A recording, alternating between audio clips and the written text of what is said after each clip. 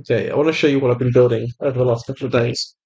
So, my 5 goals for a reading journals were you should be able to you should be able to add things that you've read, maybe with PBS, although that's kind of more of a stretch goal. But you should be able to add what you've read with all of the sort of bibliographic details, and be able to search for those details. You should be able to add keywords to tag what you've read. You should be able to give a free-form summary of the ideas in the source. You should be able to give your own free-form comments on them. And the fifth thing I've forgotten. Um, what was the fifth thing? I might remember it. I don't know. Um, so I've basically solved like a couple of those things. Um, so to start off, you can add sources and you can fill in the information. So you can put in type of the source. I'm just going to put like random stuff because I'm not creative enough.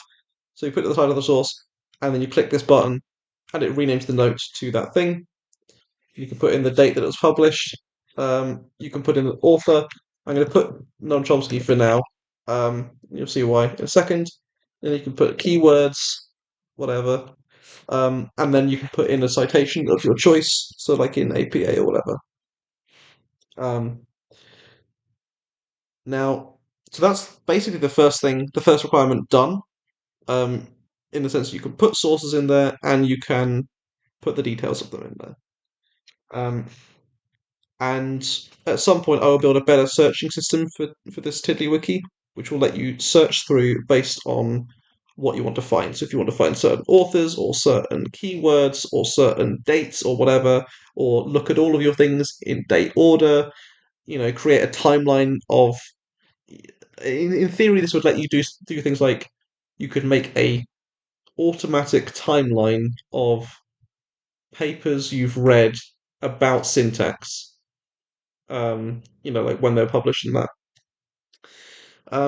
Now, you may notice that Chomsky has appeared up here. This is an advantage of the way I'm doing it currently, which is that if you click on this list, it comes up with everything by that author.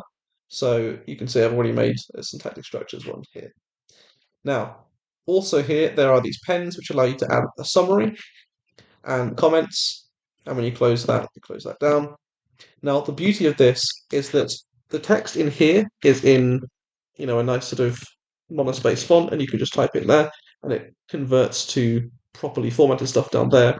And when I say properly formatted, I mean completely properly formatted, because if you want to do boldface, you can do HTML bold.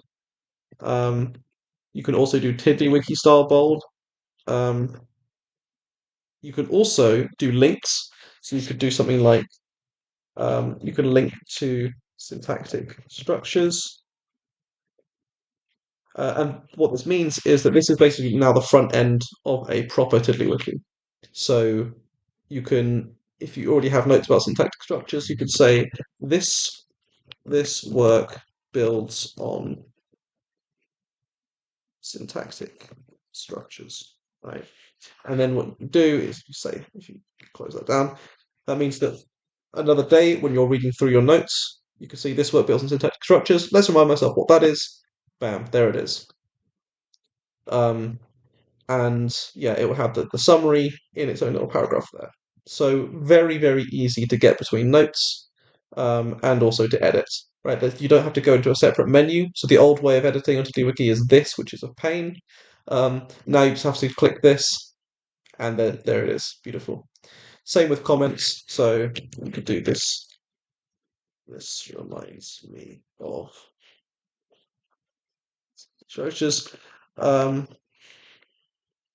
it does the same thing. Um, so that is tasks 3 and 4 done. And there's keywords, that's task 2.